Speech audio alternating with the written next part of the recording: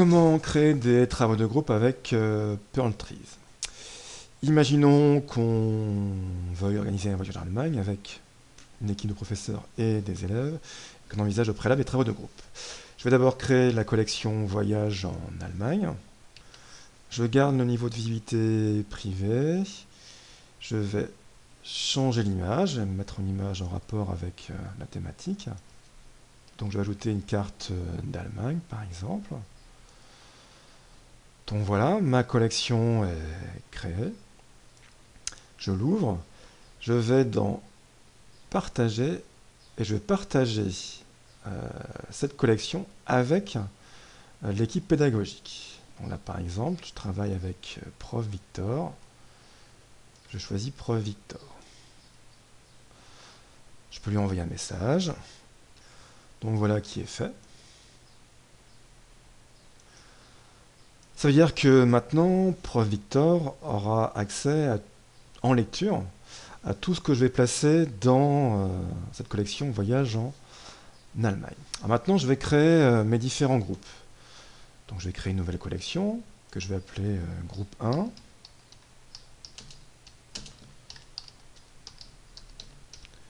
Allemagne. Je peux aussi changer l'image. Je choisis celle-ci. Et maintenant, je vais faire équipe. C'est-à-dire que je vais donner des droits en lecture et en écriture à plusieurs personnes.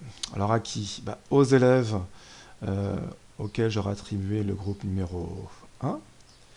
Et je dois aussi rajouter les collègues de l'équipe pédagogique. Donc je rajoute ici Prof Victor pour qu'il ait des droits en écriture. Alors que maintenant il ne les a qu'en lecture. Donc voilà qui est fait. J'ajoute et j'ai créé donc ma collection groupe 1 Allemagne. Je l'ouvre.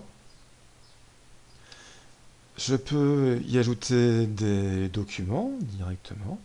Alors je mets ceux qui serviront à tous les groupes. Une fois que c'est fait, je vais créer le groupe 2. Là, je vais dans Éditer, Déplacer et dupliquer. Je duplique. Je choisis dans quelle collection dupliquer la collection groupe 1 Allemagne. Donc, en l'occurrence, dans Voyage en Allemagne.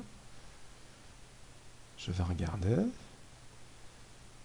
Donc, il crée une copie. Cette copie contient bien les fichiers de tout à l'heure.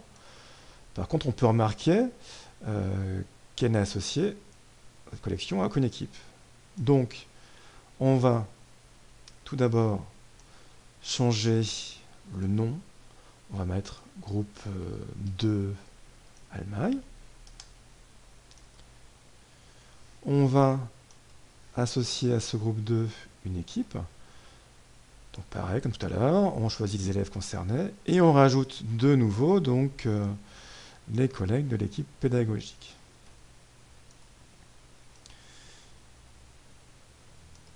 On peut ensuite directement dupliquer à partir d'ici pour créer le groupe 3, ainsi de suite.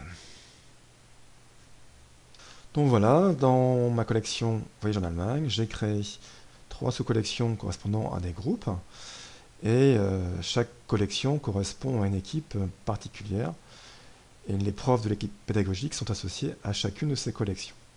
Maintenant, allons voir donc du côté de Prof Victor, donc celui qui va recevoir des notifications liées à tous ces changements. Nous y voilà.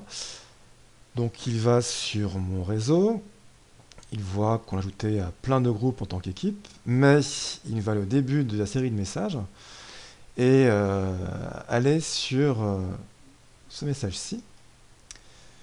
Il va pouvoir s'abonner à la collection Voyage en Allemagne, dans laquelle il n'a que les droits en lecture. Donc il met cette collection dans Travaux de groupe.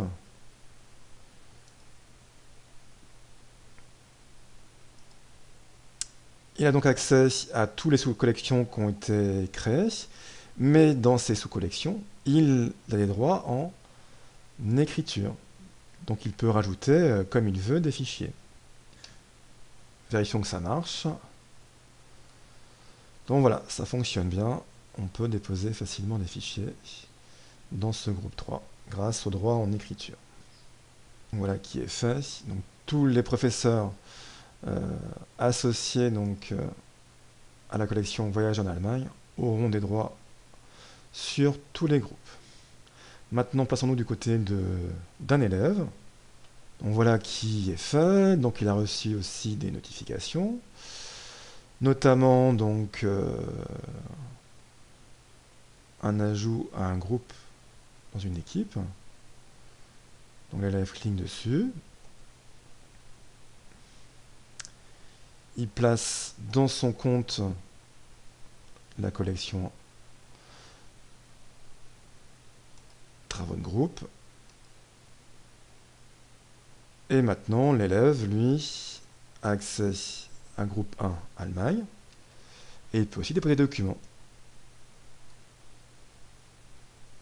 Donc voilà qui est fait. Donc voilà une proposition pour utiliser Perl Trees dans le cadre d'un travail de groupe. Merci de votre écoute.